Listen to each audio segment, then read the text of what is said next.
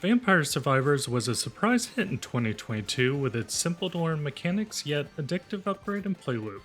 It has finally landed on the Switch, but is it one you should sink your teeth into? Let's dig in and find out.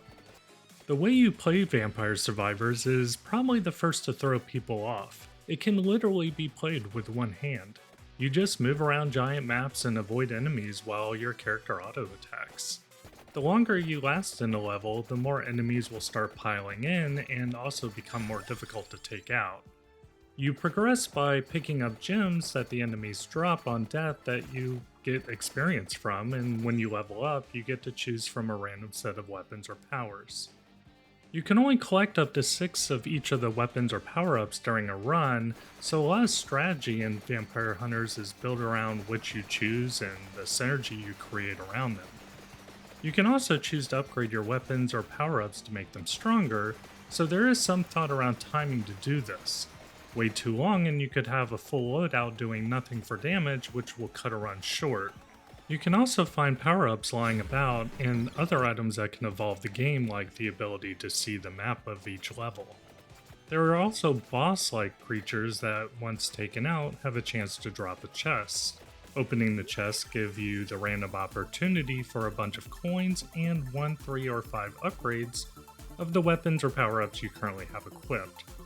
The end goal of the game is really just to survive as long as possible.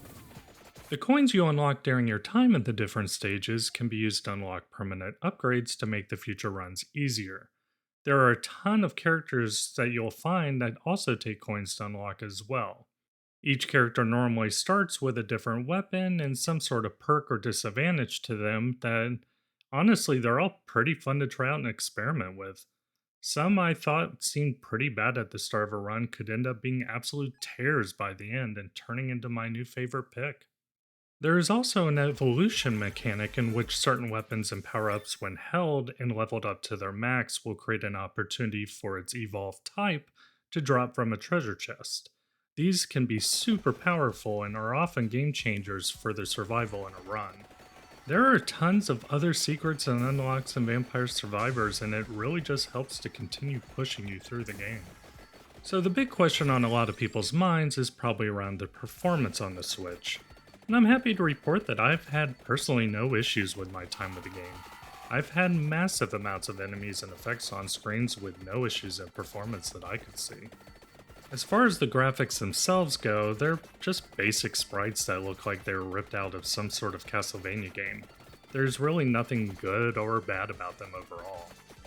The sound effects are also just fine, except when opening the chest that suddenly drops all the flash and sounds like you're playing a slot machine, which is really great and really hits in all the right ways, especially when you start seeing you're going to get a 5-item chest reward. The music ranges from hit to miss, and due to the nature of the game, it can get a bit repetitive, but again, graphics and sounds are not what Vampire Survivors is about. The only issue I have with the game overall is starting a new run after an amazing run. The start of a new run is slow, and it's amplified even more after coming off a run where you're just basically in god mode destroying legions of enemies. But that hasn't stopped me from hitting the start button once again and jumping right back in. Vampire Survivors already has 2 DLC packs which are available now on the Switch as well, each offering a slew of new characters, weapons, and evolutions. They also each come with a new stage and multiple music tracks. With the Switch release, they also implemented couch co-op for up to 4 players, which I believe is also now on the Xbox and PC, though I can't imagine it's on the iOS, but I could be wrong.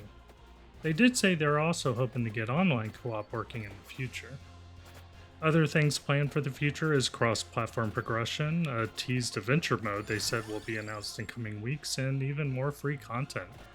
Vampire Survivors kinda took the gaming community by storm when it released. It is a game that looks very basic at a glance, and even I admit I was kinda one of those that gave it a side eye when it initially released, wondering what was all the hype even about.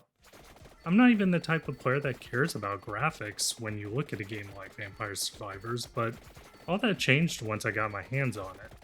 When there is hype around a game, there is usually a good reason, and it stands here as well.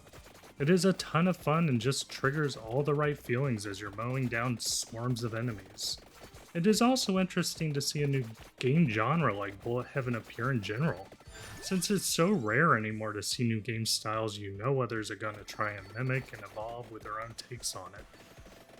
It doesn't hurt that the cost of entry is super cheap for you to just see if it's something that clicks with you, since the game and its two DLCs together is like $9 when it's not on sale. Vampire Survivors is a perfect fit on the Switch. It's a game that you can just play over and over in handheld mode with the TV going, or just have a blast docked and fully invested in it. For these reasons, Vampire Survivors is highly recommended from SwitchOver. As always, thanks for watching and look out for more videos from SwitchOver in the future.